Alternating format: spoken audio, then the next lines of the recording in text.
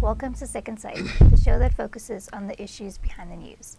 My weekly editor, Martin Creamer, unpacks fuel cells in ventilation, the growing popularity of fuel cell electric vehicles, and automation at Nevada. Welcome, Martin. Hi, Session. Now, hydrogen infrastructure believes that fuel cell equipment can help in underground mine ventilation. Yeah, that's High SA. It's part of the Department of Science and Innovation, and it's been working with hydrogen and fuel cells for some time. In fact, they had a solar to hydrogen plant operating since 2013. So the experience that we're gaining in this area is substantial, and now they're saying outright that there's a commercial case for actually using fuel cells in underground environments. We know that the World Health Organization is saying that these fumes that are put into underground situations by diesel generation, very unhealthy for workers there. And we know that in the past there has been a health risk in mines going back 130 years, where people would get typhus, and we see them suing the companies now and getting funds back.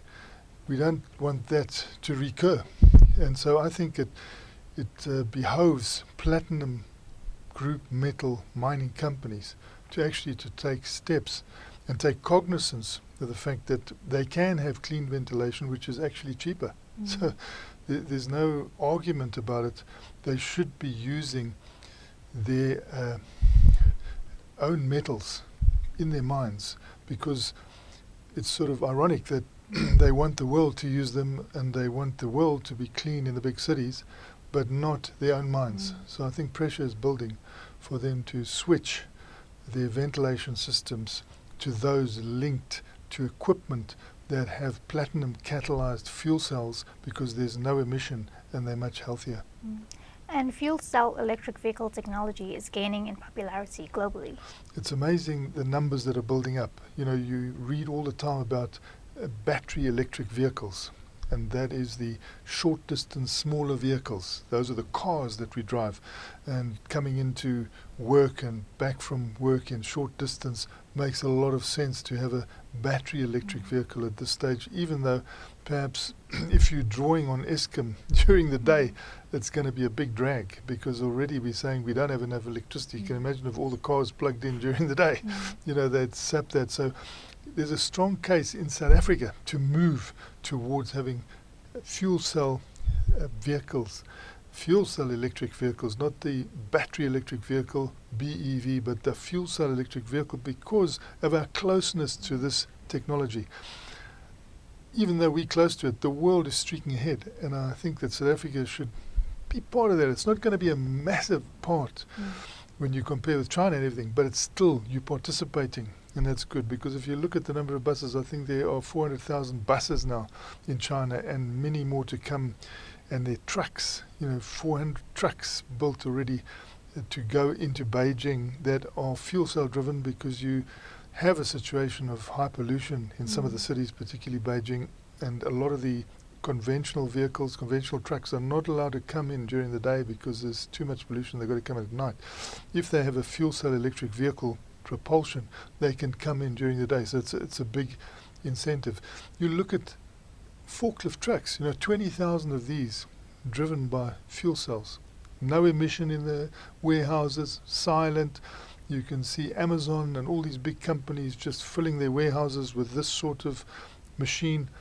We know that down in Springs, the Impala Platinum Refinery has been working and watching this technology. They even have their own hydrogen refueling station, which is very efficient and economic. So South Africa needs to have a growth thrust.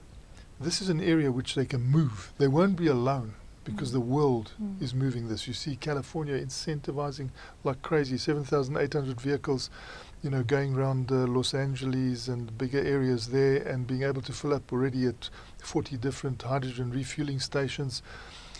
Electrolyzers being used in California to produce the hydrogen for these refueling stations, again using platinum, using iridium. These are our products that we should be marketing like crazy, and we should be acting in some sort of solidarity with them in South Africa to give credibility to this, to show we also believe in this, and we don't have a champion yet to lead it.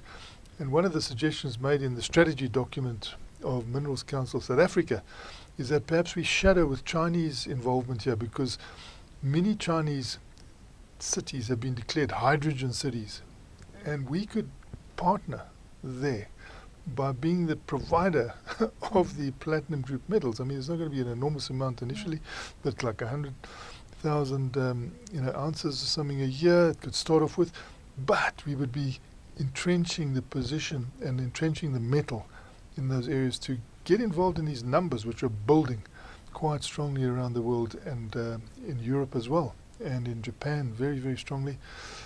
We need to be part of that. And finally, Barrick Gold's Nevada mine is close to being fully automated in sections. Yeah, we sit in Witwatersrand here. We see the pictures behind us. This is Joburg. It wouldn't be here if it wasn't for gold. They came 130 years ago. They started mining.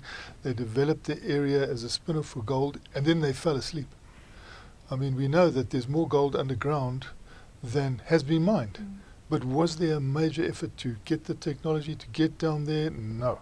And we know that even the pioneers, I mean, their resolve to get this mine working, the mining industry working here, involved a lot of technical work. I mean, the whole cyanidation process, had it not come forward, this place would have just not moved forward. So there's always a solution if there's a will to get that. There's been no will here. But where there's been a big will, you see in Nevada, which was pretty sleepy. Now all of a sudden, two big gold mining companies have said, look, come on, let's work together here. Let's not have these old past histories worry us. Come in, form a nice, good and productive merger, and let's get going in this area. And you can see that area, is building up now like we could have built up here if we had worked together, if there had been some gold champion, instead of all these farm fences keeping the companies apart and not working together. We fell down badly, the industry and South Africa as a whole. And yet we see this march ahead in Nevada now, just a revival like you can't believe, because it's also a mature area, like ours being very mature, but streaking ahead now and looking to producing more and more gold and seeing so much capacity and automating in a way that we could have worked on many years ago, because obviously there must be some way to get that gold out. Even if you send like miniature robots down or something, 76 million ounces of gold proven. Why not try and get to it, given the background that we've got here? But we haven't done it in South Africa, but they're doing it in Nevada, and brother, they're showing us up. Thanks for speaking with us, It's Martin. a great pleasure, Sashni. That's it for today. Join us again next week for more news analysis on the local and global mining industries. And don't forget to listen to the audio version of our Mining Weekly daily email newsletter.